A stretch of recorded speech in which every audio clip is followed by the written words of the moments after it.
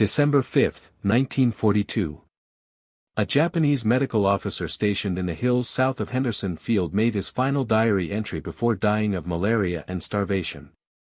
"We were told Americans could not fight," he wrote with a trembling hand. "We were told our spirit would overcome their machines.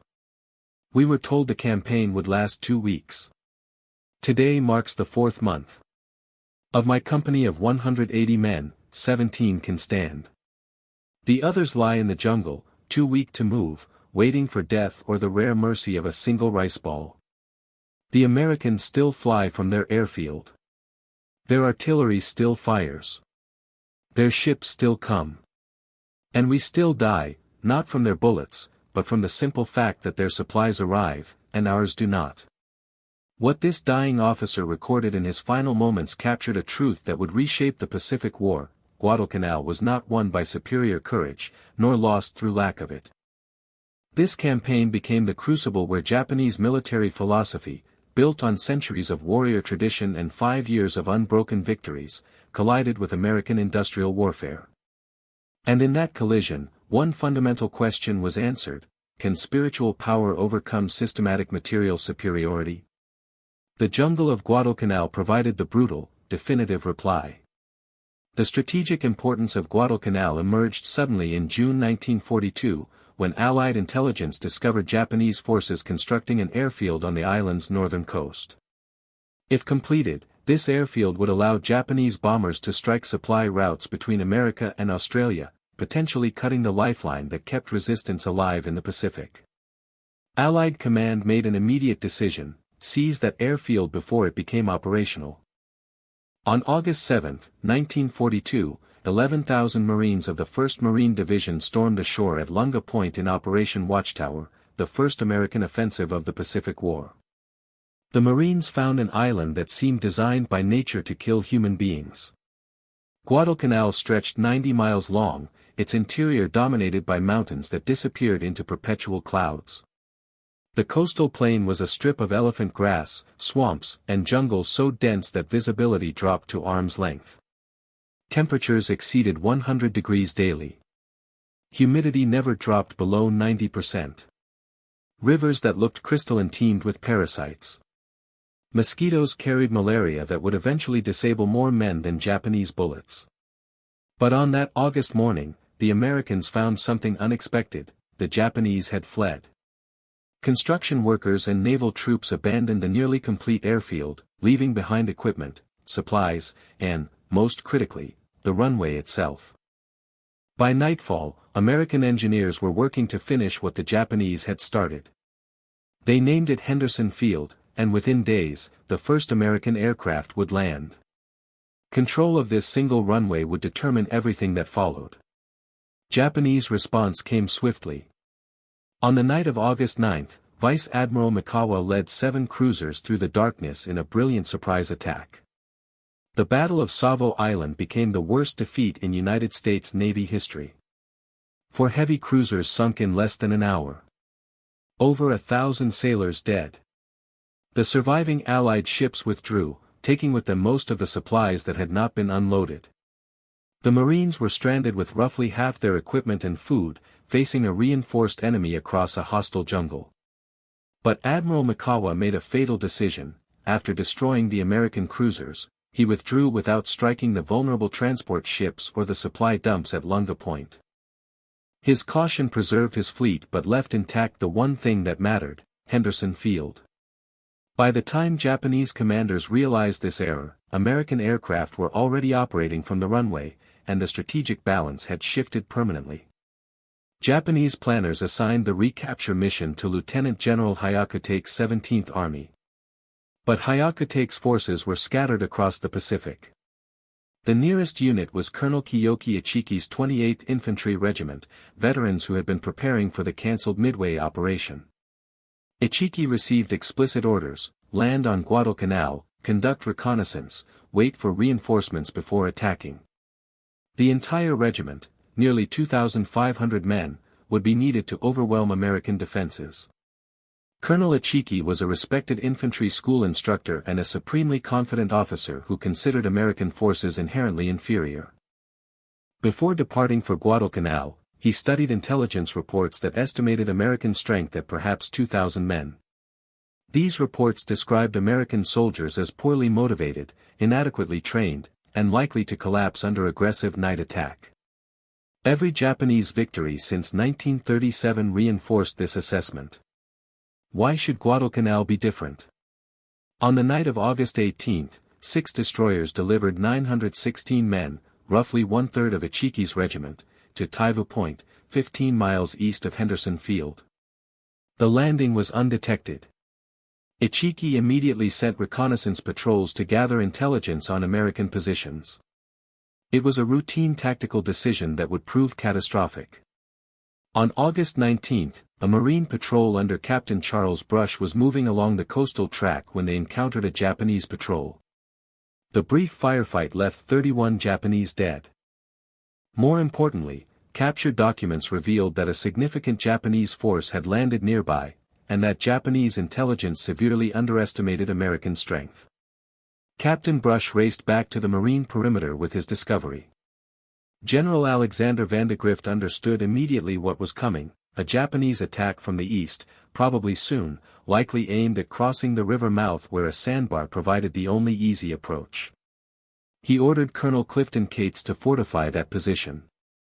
Lieutenant Colonel Cresswell's 2nd Battalion, 1st Marines deployed along the riverbank with methodical precision. Machine gunners positioned their weapons to create overlapping fields of fire across the sandbar. Mortars registered on likely approach routes.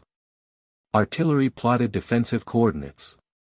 Every tactical advantage was calculated and prepared. Meanwhile, Colonel Ichiki made his decision. Rather than waiting for his missing patrol to return, or for the rest of his regiment to arrive, he would attack immediately. Japanese doctrine emphasized the superiority of offensive spirit and the effectiveness of night attacks against psychologically weaker opponents. Ichiki believed his veterans could break through American defenses through shock and close combat before the Americans could organize effective resistance. Just after midnight on August 21, Solomon Islander Jacob Vuza stumbled into Marine lines. Vuza had been captured by Japanese troops, tortured for hours, bayoneted repeatedly, and left for dead. He had somehow escaped and crawled 3 miles to warn the Marines. The Japanese were coming in strength. Minutes after Vuza's warning, the attack began. Hundreds of Japanese soldiers charged across the sandbar, screaming battle cries, firing rifles, hurling grenades. They ran directly into a killing zone. The Browning M1917A1 machine guns opened fire. These water-cooled weapons, perfected in the First World War, could sustain 600 rounds per minute indefinitely as long as water and ammunition held out. The Marines had positioned them in mutually supporting locations so that no area of the sandbar remained uncovered. Japanese soldiers fell in waves.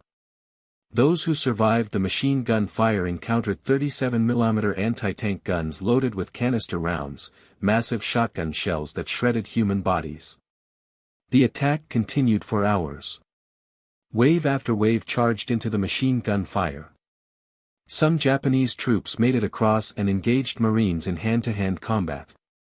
Marines fought with rifles, knives, entrenching tools, fists, whatever came to hand.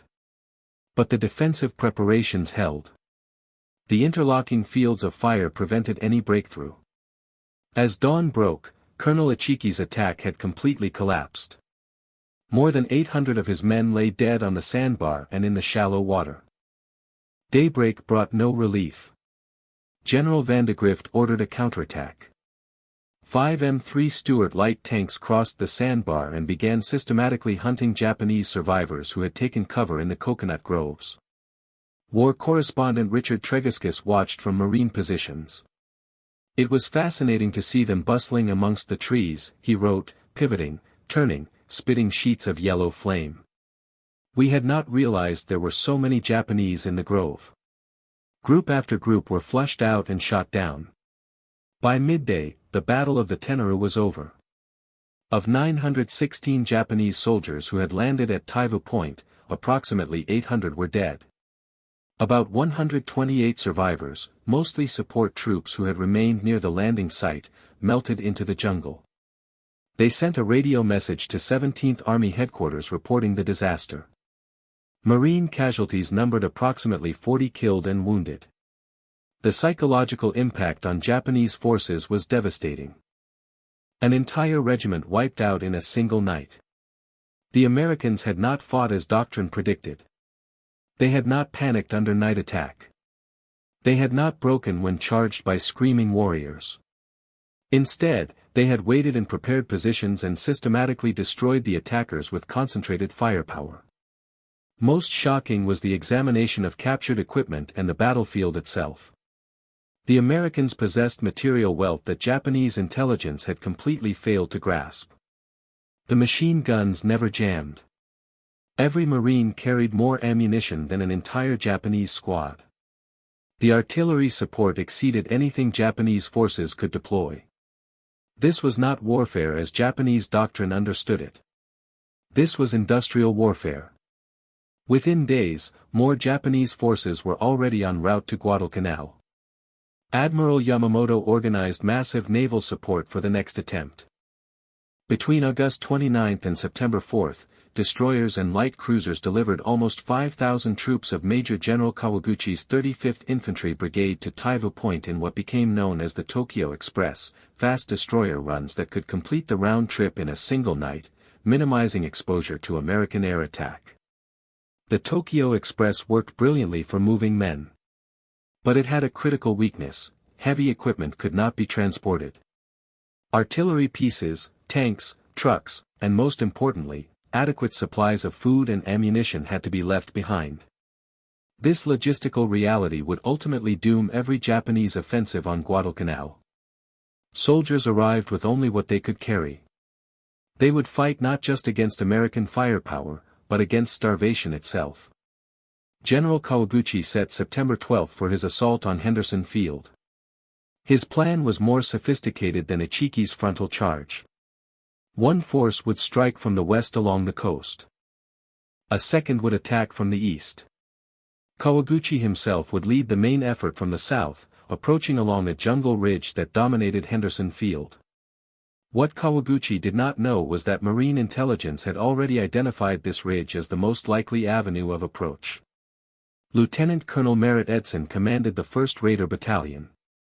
On September 8, he conducted a raid on Tasimboko village and discovered massive supply dumps, indicating large Japanese forces concentrating in the area. Edson immediately understood the Japanese plan. They would come from the south, using the ridge as their approach route. He requested permission to establish defensive positions on the ridge itself. General Vandegrift approved. On September 10 and 11, Edson positioned approximately 840 Marines along the ridge. He selected defensive positions with the same methodical care that had characterized the Tenaru defenses. Machine guns positioned for interlocking fire. Mortar crews registered on likely approach routes. Artillery plotted defensive missions. The ridge itself was a narrow coral spine roughly 1,000 meters long, consisting of 3 hills covered with grass and scattered trees. Deep ravines bordered both sides. It was perfect terrain for infiltration attacks. It was also, if properly defended, a killing ground. On the night of September 12, Kawaguchi's forces began their assault. Unlike Ichiki's frontal charge, this was infiltration warfare. Japanese infantry moved through the ravines on both sides, attempting to envelop American positions. Small units probed for weak points. When they found them, larger forces concentrated for breakthrough attempts. The fighting was savage and confused. In the darkness, Marines found themselves engaged in hand-to-hand combat. But the defensive preparations held. When Japanese forces concentrated, Marine mortars and artillery shattered them. The 11th Marines fired more than 2,000 rounds during the night, dropping shells so close to Marine positions that shrapnel wounded friendly troops. Machine gun crews fired until barrels glowed red. Individual Marines fought with rifles, pistols, knives, entrenching tools, anything available. Sergeant John Basilone manned a machine gun position that became critical to the defense. When his crew was killed, Basilone continued firing alone, repelling wave after wave of attacks. Later, he would receive the Medal of Honor. As dawn broke, the Japanese attack had failed to achieve a breakthrough. But Kawaguchi had more troops available. He prepared to renew the assault the following night. Edson pulled his lines back to the center of the ridge, consolidating forces. General Vandegrift sent reinforcements, bringing total defenders to approximately 2,500 men. The second night's fighting was even more intense. Kawaguchi threw his remaining forces into desperate attempts to break through. Japanese soldiers charged repeatedly, dying by the hundreds in machine gun fire. Some attacks came within 50 yards of Edson's command post. At one point, Edson himself grabbed a rifle and joined the firing line. But again, American firepower and defensive preparation prevailed.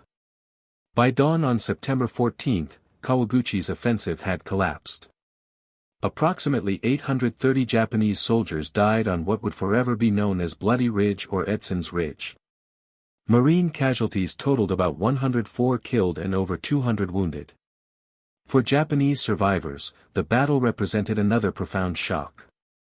They had expected to fight other infantry in darkness where training and spirit would triumph. Instead, they encountered artillery, machine guns, and mortars, all concentrated with precision they could not match. The battles at Tenaru and Bloody Ridge established patterns that would repeat throughout the campaign. Japanese forces would attack based on courage, night tactics, and close combat expertise. American forces would respond with overwhelming firepower, combined arms operations, and defensive positions prepared to maximize their advantages. The outcome was predictable: catastrophic Japanese casualties, significant but sustainable American losses. But numbers alone do not capture the horror of jungle warfare on Guadalcanal. The environment killed with impartiality. Malaria infected nearly every man who spent more than a few weeks on the island. By December, the 1st Marine Division would report over 8,000 malaria cases. Tropical diseases disabled roughly 2/3 of the division. Dysentery was universal. Fungal infections ate through skin. Jungle rot caused open sores that never healed. Dental problems led to abscesses and infections.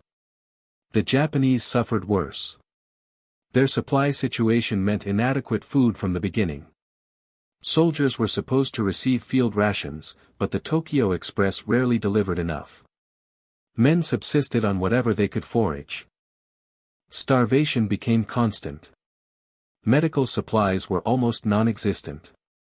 Quinine for malaria prevention ran out and was never resupplied. Wounded soldiers died from infections that would have been easily treatable with proper medicine. A Japanese medical officer's report from late October noted that more than 60% of 17th Army forces on Guadalcanal were incapacitated by disease or malnutrition. Combat effectiveness had dropped to perhaps 30% of authorized strength. Soldiers were dying at a rate of 50 per day, most from starvation and disease rather than combat.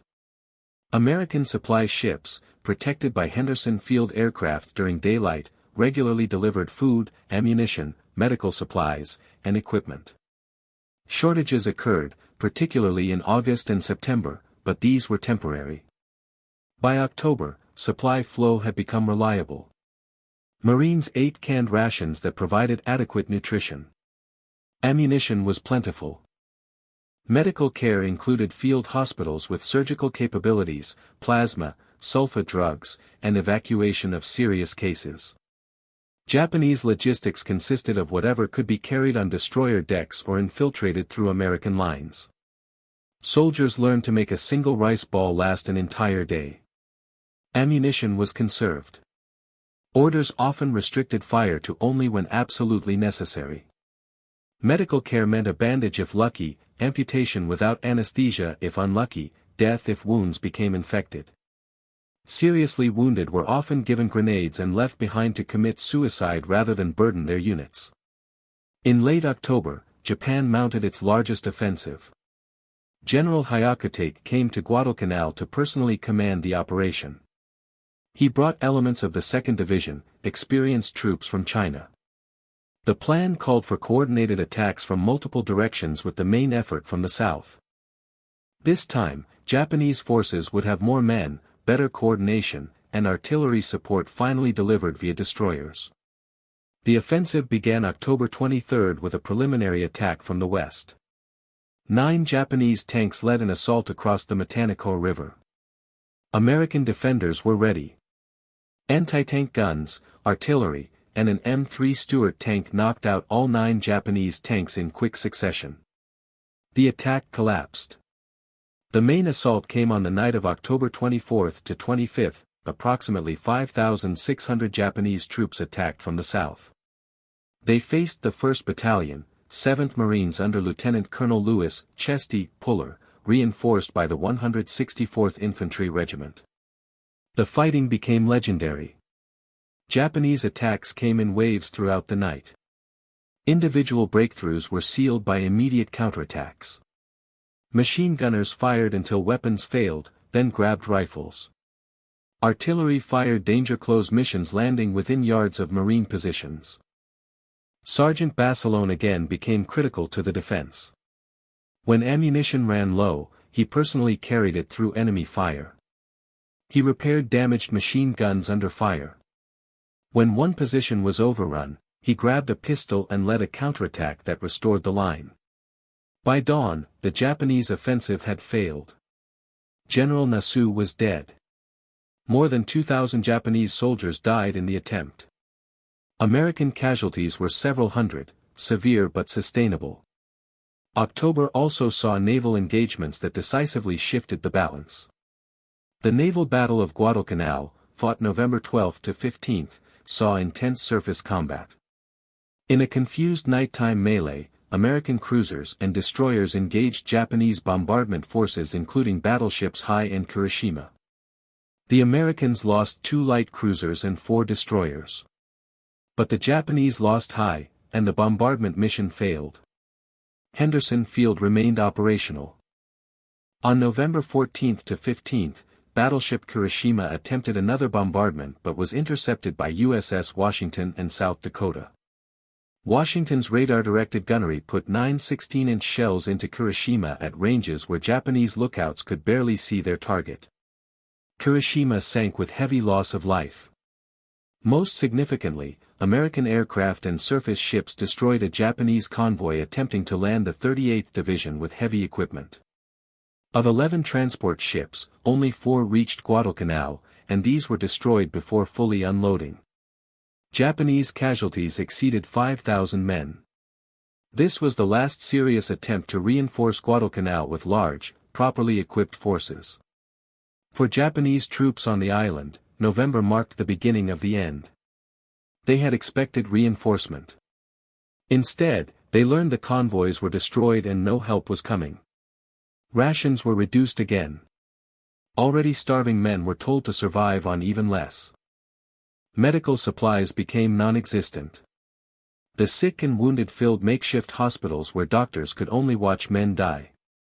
Captured diaries from this period describe rice rations reduced to 1 ball per day, disease spreading everywhere, bodies burned when soldiers had strength, men eating grass and bark, deaths from poisonous plants, soldiers deteriorating into desperate starving shadows. December brought the final reckoning. Japanese command made the decision to evacuate Guadalcanal. They could not admit defeat publicly, but privately recognized that continuing meant complete destruction of the 17th Army. Approximately 11,000 soldiers remained, down from a peak of 36,000. Of those, perhaps 7,000 were fit enough to walk. The rest were sick, wounded, or so weakened by starvation they could barely move. The evacuation, Operation Ko, would be one of the most successful Japanese operations of the war. Using destroyer runs, Japanese naval forces extracted 10,652 men over 3 nights in early February 1943. It was remarkable under difficult circumstances. But it could not disguise the magnitude of defeat. Japanese forces on Guadalcanal reached peak strength of approximately 36,000 personnel. Of these, roughly 25 to 30,000 died, about 14,800 killed in combat, 10 to 15,000 from disease and starvation. American casualties were severe but sustainable, approximately 1,600 killed in action, 4,200 wounded, several thousand temporarily disabled by disease. But American industry and manpower could replace these losses. The strategic initiative had permanently shifted. The psychological impact on Japanese military thought cannot be overstated. For the first time, Japanese forces had been defeated in sustained ground combat. Every offensive failed. Every attempt to apply traditional doctrine resulted in catastrophic casualties. The revelation that Americans were materially superior, tactically competent, well-led, and capable of enduring terrible conditions shattered pre-war assumptions. Japanese officers who survived wrote memoirs emphasizing consistent themes. They had completely underestimated American fighting qualities. The disparity in equipment was far greater than intelligence suggested. Japanese logistics were fundamentally inadequate. Spiritual power and skill were insufficient against systematic firepower disadvantages. Post-war accounts from Japanese veterans revealed consistent assessment. They believed they were superior warriors who trained harder, accepted death more readily, mastered night fighting in close combat.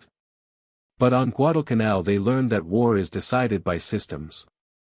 The Americans had systems for everything: supply, medical care, artillery support, air coordination. Every system functioned. Japanese systems failed because they were never built properly. On February 9, 1943, American patrols discovered Japanese forces had evacuated. General Patch sent his famous message, "Tokyo Express no longer has terminus on Guadalcanal." The campaign was over. 6 months of fighting resulted in the first major American ground victory against Japan. More importantly, it established patterns that would shape the rest of the Pacific War. The lessons Japanese survivors took were devastating to pre-war doctrine. The myth of warrior superiority had shattered. Individual courage and skill were inadequate against systematic disadvantages. Night attacks and close combat failed against American defenses. Supply and logistics were not secondary concerns but fundamental requirements. Air and naval superiority determined land outcomes. For American Marines and soldiers who fought there, the campaign proved they could match Japanese troops in jungle combat brutality. American defensive doctrine worked. Combined arms coordination was effective. Individual American soldiers, properly trained and equipped, could defeat Japanese forces. But Americans also learned respect for Japanese soldiers as tough, determined adversaries who would fight to death rather than surrender. The strategic implications extended far beyond the island. Japan's failure demonstrated the defensive perimeter could be penetrated. Allied strategy shifted from defensive to offensive operations. Industrial and material advantages could be translated into military victory if applied systematically. For Japan, Guadalcanal marked the beginning of the end. Loss of experienced troops, pilots, and ships could not be replaced at anything approaching American production rates. The island itself bore combat scars for decades. Wrecked aircraft, destroyed vehicles, abandoned equipment, unexploded ordnance littered jungles and coasts. Henderson Field served as a major Allied base for subsequent Solomon's operations. For military historians, Guadalcanal provided case studies in amphibious operations, jungle warfare, logistics, air-ground coordination, and naval-land integration. The human cost was staggering. More than 7,000 American and Japanese servicemen died in naval battles around the island. On land, American casualties exceeded 7,000 killed, wounded, or missing. Japanese losses exceeded 30,000 from all causes. Thousands more on both sides suffered from diseases affecting their health for life. But the strategic significance justified the terrible cost. Guadalcanal represented the turning point where Allied forces shifted to offense. It demonstrated Japan could be defeated in ground combat. It established air and naval superiority patterns characterizing the rest of the war. The story of Japanese troops encountering American jungle warfare on Guadalcanal is ultimately about collision between fundamentally different approaches to modern warfare. One side believed in warrior spirit supremacy, courage overcoming material disadvantages, tactics producing victory regardless of resources. The other believed in systematic industrial power application, logistics and firepower as force multipliers, combined arms coordination as key to success. The jungle became the crucible where these philosophies met. The outcome demonstrated that concentrated fire support and logistics, combined with competent tactics and determined soldiers, created military power Japanese forces could not match. For Japanese soldiers who survived and lived to tell stories, the campaign represented the moment reality destroyed illusion. They learned their training was based on false assumptions, tactics designed for different war, logistics inadequate from beginning. Their nation was engaged in conflict it could not win through military means alone. Americans who fought on Guadalcanal learned different but equally important lessons. They discovered they could match Japanese soldiers in combat brutality. They proved American industrial power could translate into military victory. They developed jungle warfare tactics serving them in subsequent campaigns. They shattered the invincibility myth, replacing it with realistic assessment of tough, determined, but ultimately defeatable enemy. Guadalcanal was where Japanese troops were terrified, not by American soldiers as individual fighters, though they proved formidable, but by systematic, overwhelming, relentless application of firepower and material resources American forces brought to every engagement. It was terror born not from fear of death, which Japanese soldiers were trained to accept, but from realization that courage and sacrifice were meaningless against an enemy whose supplies never ran out, whose wounded received care, whose artillery never stopped firing, whose aircraft controlled skies, whose industrial base could replace losses faster than combat could inflict them. The transformation beginning when Japanese forces first encountered American jungle warfare marked fundamental Pacific War shift. From that point, Japanese forces would be defensive, fighting losing battle against enemy whose material advantages grew larger each passing month. Guadalcanal's jungle warfare became template for future campaigns, proving American forces could fight and win in most difficult terrain against determined enemy, provided they had adequate logistics, effective coordination, and overwhelming firepower.